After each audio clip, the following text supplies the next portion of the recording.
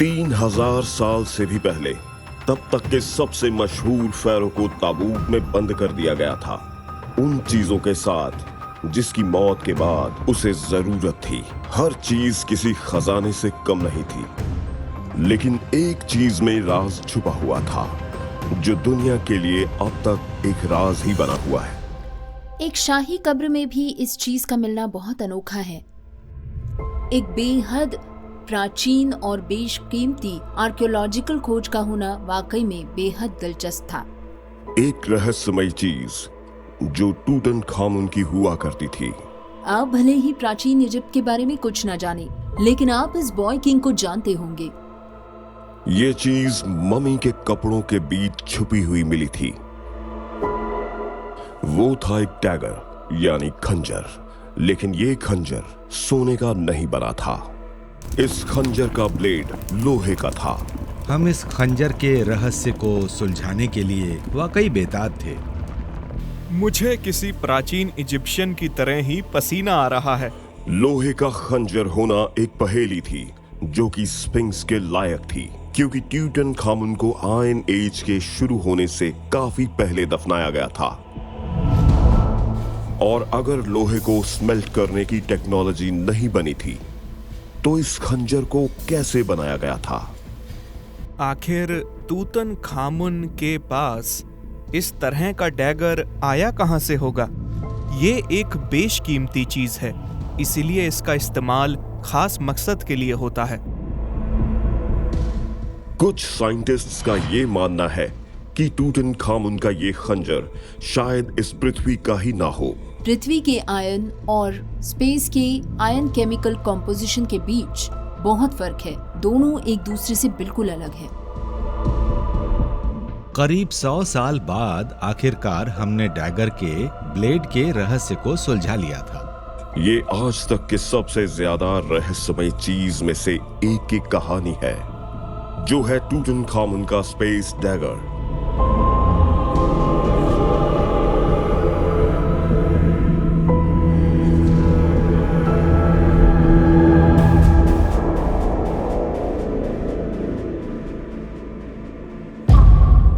ये सम्राटों की घाटी है जहां कई महान इजिप्शियन फेरोज को दफनाया गया है। ब्रिटिश आर्कियोलॉजिस्ट हावर्ड कार्टर ने 6 साल तक एक अनछुई कब्र को ढूंढने में बिता दिए थे। आखिरकार 1922 में उन्हें गड़ा हुआ खजाना मिल गया। उन्हें बॉय किंग टूटनखामुन की कब्र मिल गई थी। ये फेरो 14वीं शताब्दी बीसी में मरा था, लेकिन एक हेम की रस्सी उसके कब्र के दरवाजे पर लगी थी।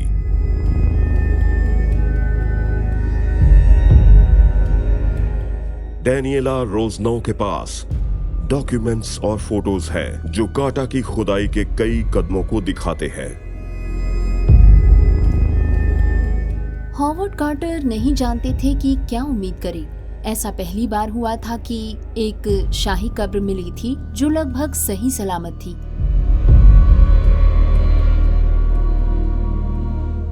सार्कोफेगस के अंदर 3 कॉफिन एक दूसरे के अंदर थे और आखिरी वाला सोने का बना था, जिस पर बेहतरीन नक्काशी की गई थी। और सबसे अंदर वाले कॉफिन के अंदर सम्राट का मम्मी बना शरीर था, जिस पर मशहूर गोल्ड फ्यूनररी मास्क था। हम फोटो में यहाँ जो देख रहे हैं वो दरअसल इस मम्मी को खोलने के कई स्तर में से एक है। इसमें पूरे 9 दिन लगे थे।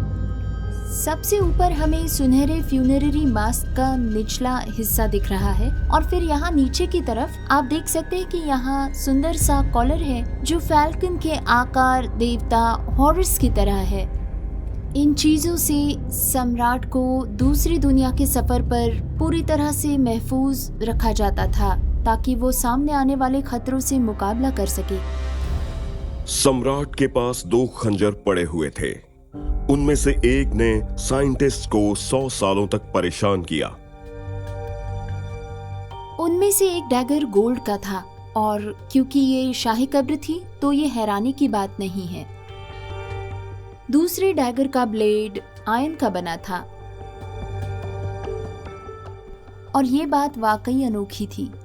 ये बहुत खास था क्योंकि जब टूटनखामुन को दफनाया गया था, प्राचीन इजिप्शियंस इस मेटल को बनाना नहीं जानते थे। इजिप्ट में आयन को स्मेल्ट करने की टेक्नोलॉजी 26वीं डायनेस्टी तक बिल्कुल नहीं थी और हम अभी 7वीं शताब्दी की बात कर रहे हैं, टूटनखामुन के 500 साल बाद। ये एक राज ही था कि ये खंजर उस वक्त कैसे बना था। कार्टर चौंक गए और इसीलिए उन्होंने मेटल टेस्ट करवाया। उनकी टीम का एक मेंबर तजुर्बे वाला केमिस्ट और कंजर्वेटर था, इसलिए पूरी टीम को तुरंत पता चल गया कि वो आयन का है। इस बात पर कोई शक नहीं था। उन्हें ये जरूर पता होगा कि शाही कब्र के लिए भी ये एक अनोखी चीज थी। और इस डैगर से जो सवाल उठे, जाहिर है उसके बड़े पहलू थे। ये एक अजीब और रहस्यमय खोज थी कि सोने के बीच आयरन डैगर मिला, जो एक ऐसे मेटल से बना था जो हिस्टोरियंस के मुताबिक वहां होना ही नहीं चाहिए था।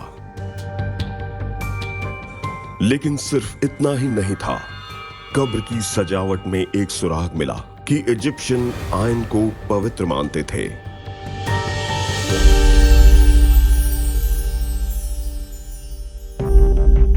इजिप्टोलॉजिस्ट सलीमा इकराम उनके धर्म में अलग अलग मेटल की अहमियत को जानती है।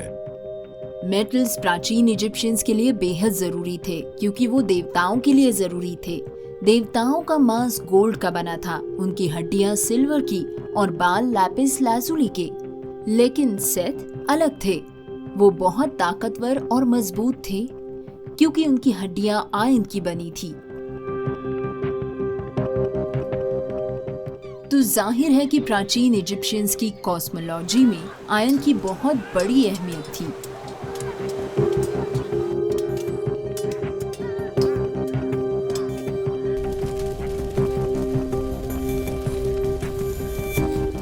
लगता है आयन फेरो के आखिरी रिवाजों के लिए अहम था।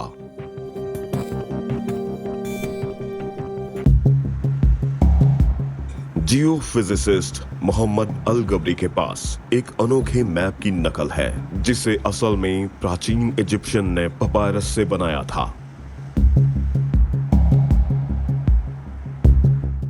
ये इतिहास का पहला जियोलॉजिकल मैप है। इसमें खास बात यह है कि उन्होंने अलग अलग पत्थरों को अलग अलग कलर्स दिए हुए हैं और आज हम भी मॉडर्न जियोलॉजिकल मैप्स में यही काम तो करते हैं।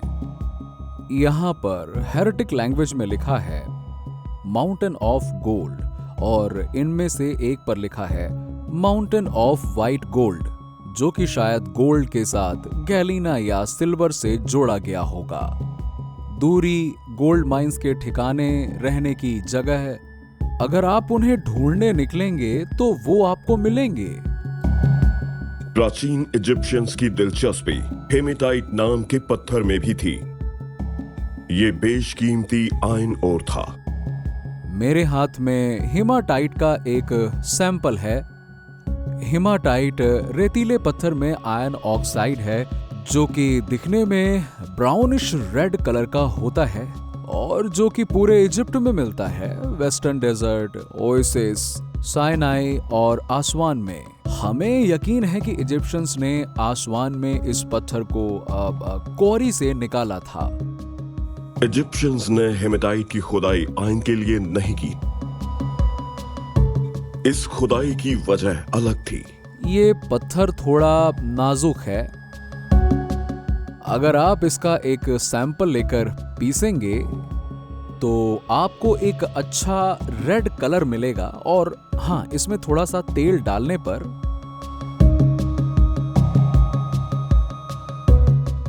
ये काम कर गया। ये पेंट है। वो इससे दीवारों में पेंट करते थे और कपड़ों में रंग भरते थे। इसके कई काम थे।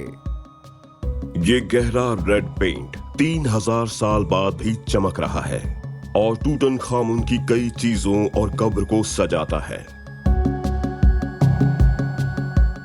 लेकिन जब ये बॉय किंग था, इजिप्शियंस खान से आयन नहीं निकाल पाते थे क्योंकि स्मेल्टिंग नाम के इस काम में आपको खास तरह की भट्टी चाहिए जिनमें 1400 डिग्री सेंटीग्रेड तक गर्मी पैदा हो सके। इस तरह की भट्टी इजिप्ट में टूटनखामुन के राज के 500 साल के बाद ही अस्तित्व में आई।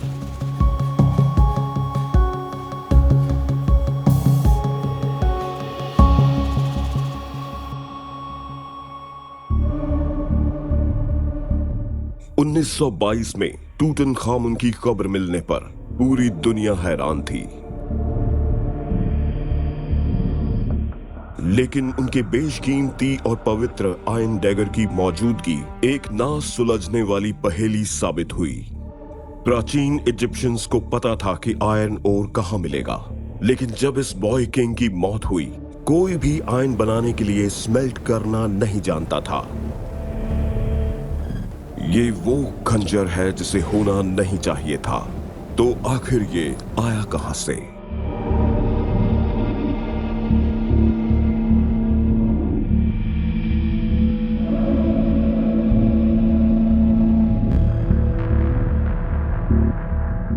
लंदन के नेचुरल हिस्ट्री म्यूजियम में दुनिया में सबसे शानदार मीटियोराइड में से कुछ मौजूद है।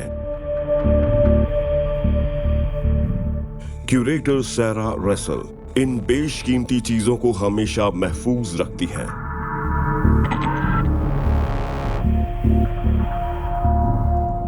वॉल्ट वो जगह है जहां हम अपने सबसे बेशकीमती सैंपल्स रखते हैं। ऐसे मीटियोराइड्स हमें एक खास साइंटिफिक कहानी बताते हैं। मुझे सारे मीटियोराइड्स पसंद है, लेकिन मेरे पसंदीदा वो वाले हैं जो सोलर सिस्टम की शुरुआत में बने थे और जो हमें ये बताते हैं कि प्लैनेट्स किस तरह बने थे, क्योंकि मुझे लगता है साइंटिफिकली वही काम के हैं। हमारी पृथ्वी पर दो खास तरह के मीटियोराइड्स आते हैं और वो दोनों अलग अलग मटेरियल से बने होते हैं। उनमें से ज्यादातर एस्ट्रॉइड से आते हैं, कुछ मून से और कुछ मार्स से आते हैं, लेकिन हमारे पास यहाँ सभी एस्ट्रॉइडल वाले हैं और एस्ट्रॉइडल वालों में ज्यादातर पत्थर बने होते हैं। इनमें गोल धब्बे होते हैं जिन्हें कॉन्ड्रूल्स कहते हैं और ये हमारे सोलर सिस्टम के शुरुआत में बने थे। इनमें से कुछ मीटियोराइड्स में आयरन ज्यादा होता है, तो ये भी एक आयरन मीटियोराइड का सैंपल है जो भारी है। इसे उठाना आसान नहीं, बिल्कुल भी नहीं। 20 में से 1 में आयरन ज्यादा पाया जाता है, इसलिए ये बहुत कम मिलते हैं।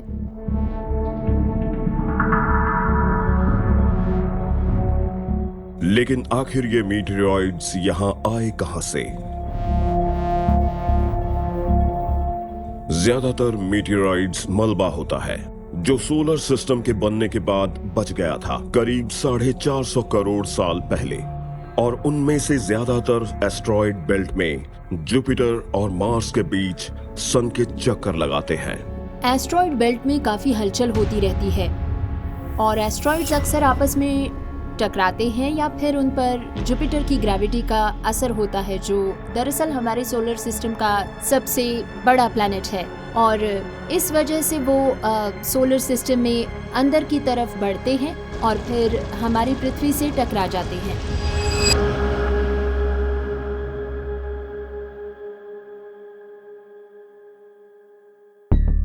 – 2013 में फरवरी के एक दिन रशियन शहर चेलियाबिंस्क का आसमान चमक उठा।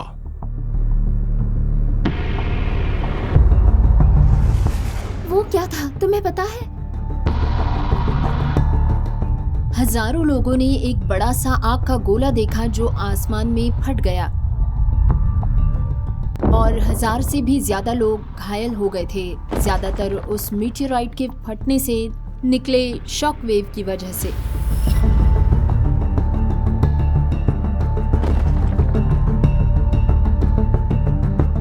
पिछले 100 सालों में हमारी जानकारी में इससे बड़ा मीटियोराइड पृथ्वी से नहीं टकराया था।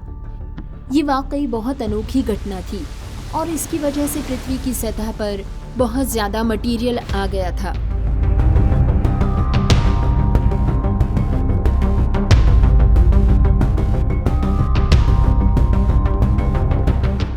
इस तरह के मीटियोराइड्स 100 साल में एक बार पृथ्वी से टकराते हैं, लेकिन छोटे वाले हमेशा गिरते रहते हैं।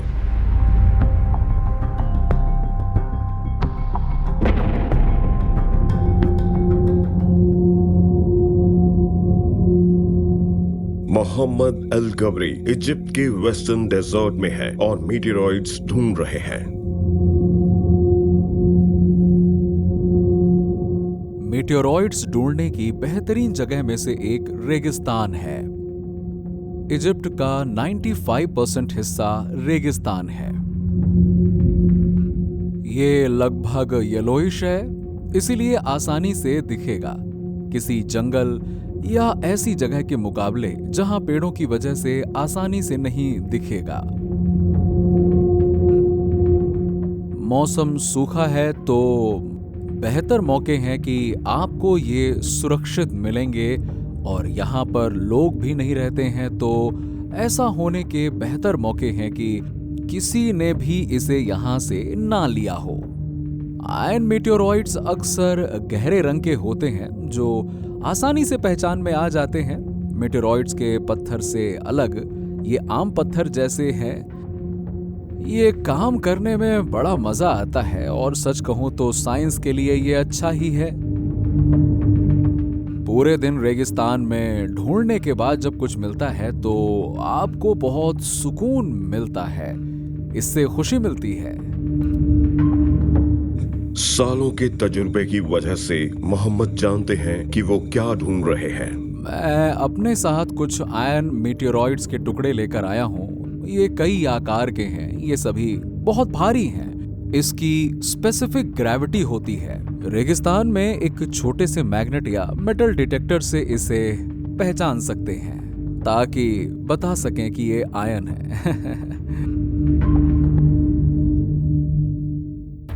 प्राचीन इजिप्शियंस को स्वर्ग में बहुत दिलचस्पी थी, लेकिन क्या उन्हें आयन मीटियोरॉइड्स के बारे में पता था? उनकी लिखावट में इसका सुराग है। करीब 2000 सालों तक आयन के लिए इजिप्शियन वर्ड था बिया, और नए साम्राज्य में इसे बदल कर दिया गया बिया एंड पेट, आसमान से आया आयन। क्या ये इसलिए किया गया क्योंकि उन्हें अचानक से लगने लगा कि आयन स्वर्ग से आता है? क्या उन्होंने ऐसा कुछ देखा कि उन्हें लगा कि ये आयन उनके पास सीधे आसमान से आया है? क्या वो मीटियोरिक था? बिया एंड पेट, आसमान से आया आयन। हर साल सैकड़ों मीटियोरॉइड्स पृथ्वी पर आते हैं और शायद 100 साल में एक बार एक विशाल वाला जमीन से टकराने से पहले आसमान को जगमगाएगा, जो ज्यादातर पत्थर के होते हैं, लेकिन उनमें कुछ आयन के भी कण होते हैं। इजिप्ट के ना बदलने वाले रेगिस्तान में कई छोटे टुकड़े मिल सकते हैं, लेकिन क्या कोई पुख्ता सबूत है कि फेरोज के वक्त में बड़े मीटियोरॉइड्स इजिप्ट से टकराए थे?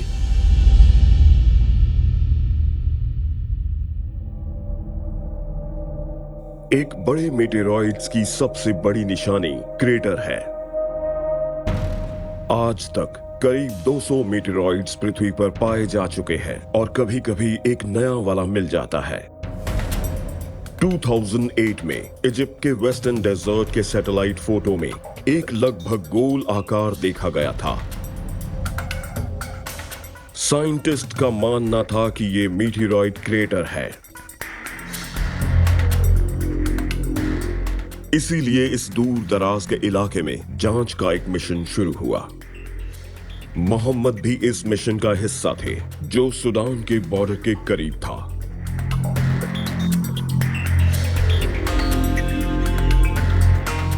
मैं खुशनसीब था कि इस मिशन में जो टीम गई मैं उसका हिस्सा था, और ये गजब का अनुभव था। हमने सपने में भी नहीं सोचा था कि हमें वो क्रेटर मिलेगा, जो 45 मीटर्स चौड़ा और 10 मीटर्स गहरा था। इसे अब कैमल क्रेटर कहते हैं, जिसे एक बड़े आयन मीटियोराइट ने बनाया था। ये मीटियोरॉइड्स हाइपर वेलोसिटी के साथ करीबन 3 किलोमीटर पर सेकंड से आ रहा था, और इसका मास 5 टन आयन था, और ये टकराने वाला था। ये बढ़ रहा था और फिर बहुत बड़ा विस्फोट हुआ और फिर इन टुकड़ों में विस्फोट हुआ और ये बिखर गए और इन्हें हम कहते हैं इजेक्टा, और ये पूरे इलाके में फैल गया। हमने 1.7 टन आयन इकट्ठा किया।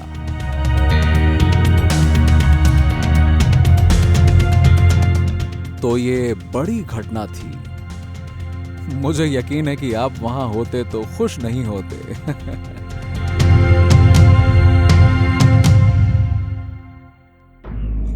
क्रैक साइट्स को स्टडी करके साइंटिस्ट्स ने इजिप्ट से मीटियोराइड्स के टकराने की डेट का अंदाजा लगाया।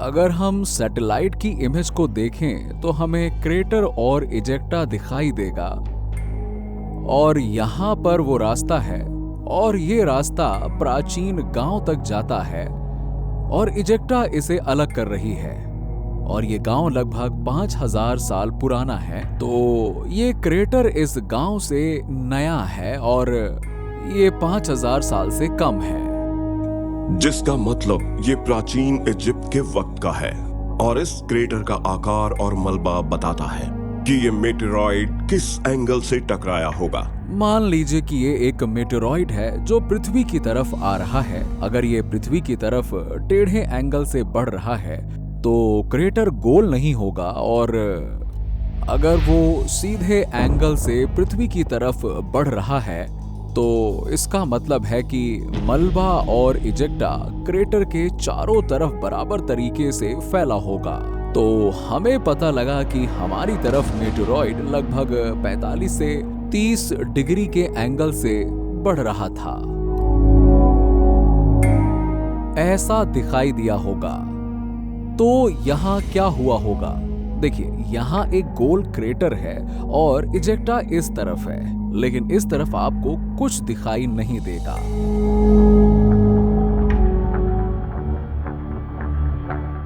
ये जानकर साइंटिस्ट्स ने उस ट्रेजेक्टरी का पता लगाया जिस पर मेटेरॉइड टकराने से पहले था। कैमल मेटेरॉइड नॉर्थ वेस्ट से आया था, तो सूडान के बॉर्डर से टकराने से पहले वो इजिप्ट और लीबिया से गुजर रहा था। इस मेटेरॉइड की टाइमिंग और डायरेक्शन का मतलब है कि ये प्राचीन इजिप्शियन साम्राज्य के ऊपर से निकल गया होगा। ये मुमकिन है कि लोगों ने इसे आसमान में रात के वक्त चमकते हुए देखा होगा। आसमान जगमगाया होगा। इस बात के सबूत बढ़ते जा रहे थे कि शायद ये डैगर मीटियोराइड से बना होगा। इजिप्शियन ने आयन को एक खास नाम दिया था, आयन फ्रॉम द स्काई। रेगिस्तान में आयन से भरा हुआ क्रेटर मिला था और शायद ये फेरोज के वक्त टकराया होगा। लेकिन अहम सवाल का जवाब मिलना बाकी था। क्या प्राचीन इजिप्शियंस को पता था कि आयन मेटेरॉइड को एक डैगर ब्लेड में कैसे बदलना है?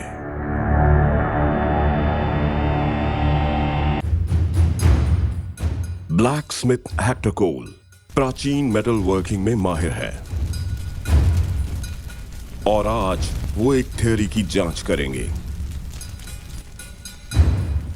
ये बहुत खास है, कुछ ऐसा जो दूसरी दुनिया का है, जैसे देवताओं ने आसमान से कोई तोहफा भेजा हो।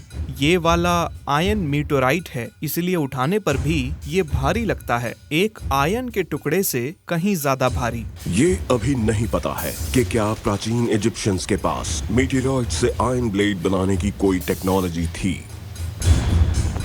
क्या वो उसे गर्म कर सकते थे? क्या मीटियोराइड का मेटल इतना लचीला होगा कि वो टूटे नहीं? उनके सामने आने वाली परेशानियों को हम और बेहतर तरीके से समझ पाएंगे अगर हम आसमान से आए इस खास आयन से कुछ बनाएं। मैं आग को बढ़ाने वाला हूं ताकि इसकी गर्मी सब जगह बराबर पहुंचे। इस तरह की आग में पूरे मीटोराइट को गर्म करना बहुत मुश्किल होता है। मैं अंदाज़ा लगा रहा हूं कि मेटल का कलर कैसा है ताकि मुझे यह पता चल सके कि ये सही टेम्परेचर है या नहीं। इसका टेम्परेचर लगभग 1000 डिग्री सेल्सियस के करीब होगा, इसलिए मुझे इसे चलाते रहना होगा।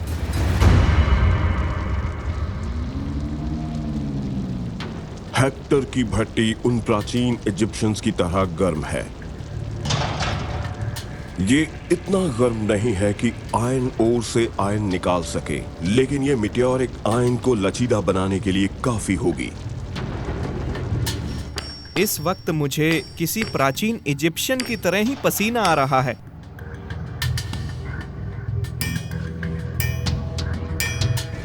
ये लगभग हो गया है, इसलिए मैं इसे निकाल रहा हूँ और देखूंगा कि हथौड़ा मारने पर क्या होता है। और अब इसे शुरू करते हैं। मीटेरॉइड आयन के टुकड़े को एक भारी हथौड़े से बार बार मारना जोखिम भरा है। अगर मेटल में कोई कमी रही तो वो 2 टुकड़ों में टूट जाएगा।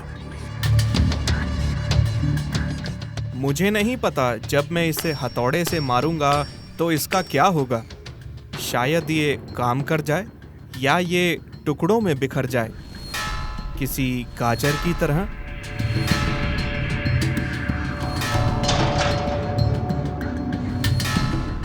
मैं चाहता हूं ये ज्यादा से ज्यादा लंबा हो जाए। मैं नहीं चाहता कि ये मुड़ जाए, क्योंकि इससे ये खराब हो सकता है। अगर मेटल में मिट्टी रह गई तो भी ये खराब हो जाएगा। जितना ज्यादा हो सके मुझे इस मेटल को साफ रखना होगा, ताकि इसमें किसी तरह की कोई गंदगी ना छूट जाए। और जब मैं इस पर हथौड़ा मार रहा हूं, मैं देख रहा हूं कि ब्लेड कहां बढ़ रहा है, इसकी मोटाई और चौड़ाई क्या है। अब तक तो सब ठीक ही चल रहा है, हालांकि इसमें 1-2 चीजें गड़बड़ी कर रही हैं। हाँ, अब ये अच्छे से बनने लगा है।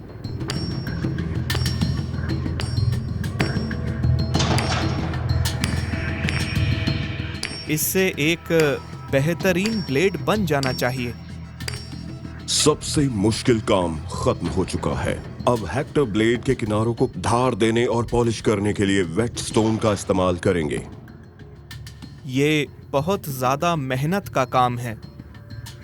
इसमें कई दिन, वक्त और मेहनत लगती है।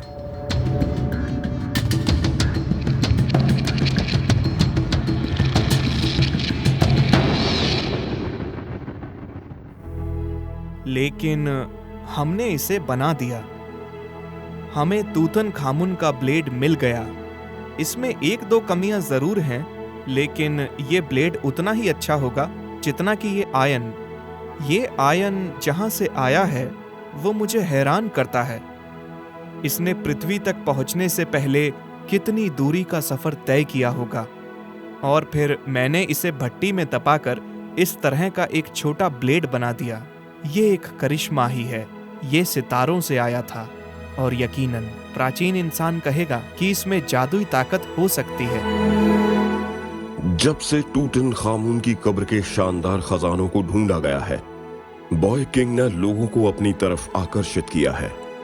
लेकिन ये आयरन डैगर क्रेटर की ढूंढी चीजों में सबसे ज्यादा रहस्यमय था, क्योंकि इसे होना नहीं चाहिए था। साइंटिस्ट्स को ये शक है कि ये आयन शायद आसमान से आया होगा, और अब वो ये जानते हैं कि मीटेरॉइड से ब्लेड बनाया जा सकता है। लेकिन इससे इस रहस्य से पर्दा नहीं उठा था कि क्या टूटनखामुन का डैगर सच में मीटेरॉइड से बना था। रिसर्चर्स को अब एक और अहम सबूत की जरूरत थी। फेयम यूनिवर्सिटी के एक रिसर्चर अब्दुल रजाक एनगा पक्के तौर पर यह पता लगाना चाहते हैं कि क्या डैगर का ब्लेड आउटर स्पेस से आया था। ये असल में शानदार चीज है, और ये सम्राट तूतनखामुन की चीजों में से एक बेहद दिलचस्प चीज है। और जैसा कि आप देख सकते हैं, ये यहाँ हैंडल बना हुआ है गोल्ड का, और इसमें बेशकीमती मटेरियल जुड़े हुए हैं, और आखिर में इसकी मूठ क्रिस्टल रॉक से बनी हुई है। इसकी ब्लेड बेहतरीन क्वालिटी की है, जिस पर जंग नहीं लगती है। और ये वाकई में दिलचस्प है कि कैसे प्राचीन इजिप्शियंस इस तरह की बेहतरीन क्वालिटी की ब्लेड बना पाए। इसलिए ये बेहद दिलचस्प चीज है। लेकिन जहां तक साइंस की बात है, असल में हमारी दिलचस्पी ब्लेड जिस मटेरियल से बनी है उसमें थी। क्योंकि ये लोहा अनोखा था, इसीलिए किसी को भी इसमें से मेटल का सैंपल लेने की इजाजत नहीं थी, तो हाईटेक साइंस की जरूरत थी। इटालियन फिजिसिस्ट डेनिलिया कमैली प्राचीन चीजों के मेटल्स की जांच करने में माहिर है। वो एक नए तरीके पर काम कर रही है जो इस बात को साबित कर सकता है कि इस डैगर का आयन क्या किसी मेटेरॉइड का है या पृथ्वी का, वो भी बिना इसे कोई नुकसान पहुंचाए। पोर्टेबल एक्सरे फ्लोरोसेंट स्पेक्ट्रोमीटर के बनने के बाद हमारी टेक्नोलॉजी में बहुत ज्यादा सुधार हुआ है। ये डिवाइस अब बहुत ही छोटे और बहुत ज्यादा हल्के होते हैं ताकि उन्हें साइट पर आसानी से ले जाया जा सके और कई तरह के आर्ट वर्क्स और खोज की जांच हो सके। ये टेक्नोलॉजी प्राचीन चीजों की जांच करने के लिए अहम खोज थी और इसका इस्तेमाल टूटनखामुन के डैगर के लिए ही होने वाला था। ये चीजों के एटम्स को एक्साइट करने के लिए एक्स-रेज का इस्तेमाल करता है। ये एटम्स फिर रेडिएशन छोड़ते हैं जिससे रिसर्चर्स ये पता कर सके कि इस चीज में कौन से केमिकल एलिमेंट्स मौजूद हैं और हर एक केमिकल किस तादाद में है। पृथ्वी पर मिलने वाले आयन और स्पेसियाई आयन के केमिकल कंपोजिशन में फर्क होता है। दोनों बेहद अलग होते हैं क्योंकि जाहिर है दोनों आयन से बने होते हैं, लेकिन जो स्पेसियाई आयन होता है उसमें निकल और कोबाल्ट की मात्रा थोड़ी ज्यादा होती है। ये इस बात का सबूत है कि ये जो आयन का टुकड़ा है वो मीटियोरिक आयन है।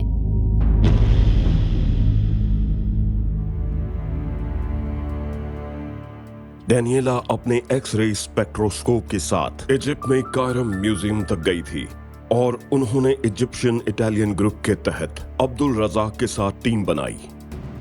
हम सच में इस ब्लेड के रहस्य को सुलझाना चाहते थे और हमें ये बिल्कुल भी पता नहीं था कि क्या ये ब्लेड मीटियोरॉइड से बनी भी थी या नहीं, क्योंकि आज से पहले इस चीज को साबित करने के लिए कोई जांच नहीं की गई थी। इस तरह की प्राचीन और बेस आर्कियोलॉजिक फाइंडिंग की जांच करना बेहद दिलचस्प था, वाकई में बेहद दिलचस्प था।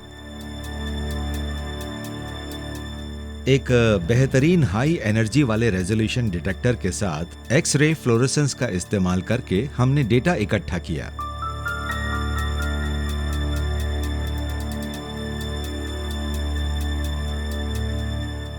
अगर आयन ब्लेड में 5% से कम निकल मौजूद होगा तो ये पृथ्वी